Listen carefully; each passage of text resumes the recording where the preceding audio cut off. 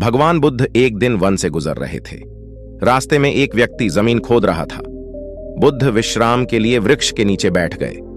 उस व्यक्ति को खोदते खोदते एक कलश मिला। कलश में हीरे जवाहरात भरे हुए थे। उसने सोचा, आज मेरा भाग्य जाग उठा है।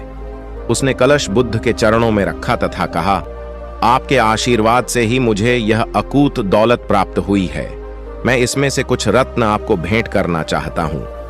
बुद्ध ने कहा, तुम्हारे लिए यह दौलत है, किंतु मेरी दृष्टि में यह विष के समान है। बिना परिश्रम के मिला धन विष ही होता है। वह व्यक्ति नाराज होकर कलश लेकर चला गया।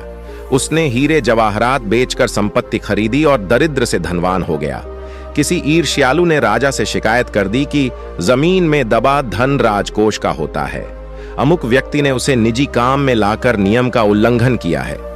राजा ने उस व्यक्ति को पकड़वाकर बुलवाया और कलश जमा कराने को कहा तो उसने सच्ची बात बता दी कि मैंने हीरे जवाहरात बेचकर संपत्ति खरीद ली है।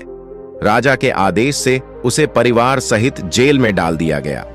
उसकी संपत्ति जब्त कर ली गई। एक दिन राजा जेल के निरीक्षण के लिए गया। उस व्यक्ति से भी मिला। उसने कहा, राजन, मुझे जब वह कलश जमीन से मिला तो बुद्ध वहीं थे। उन्होंने मुझसे कहा था कि इसमें रत्न नहीं विष भरा है। यह सुनकर मैंने उनका अपमान किया था। आज जेल में रहकर मुझे अनुभूति हो रही है कि उनकी बात बिल्कुल सच थी। बिना परिश्रम किए मिला विष ही होता है। मैं एक बार भगवान बुद्ध के दर्शन कर उनसे क्षमा मांगना चाहता हूं। राजा ने भगवान बुद्ध को ससम्मान राज्य में आमंत्रित किया। जेल से निकालकर उस व्यक्ति को बुद्ध के पास ले जाया गया। उसने उनके चरणों में बैठकर क्षमा मांगी तथा कहा, आपकी बात सत्य थी। कलश में वास्तव में विष था जिसने मुझे जेल भिजवाया। बुद्ध के आदेश से राजा ने उसे जेल से रिहा कर दिया। उसने उसी दिन से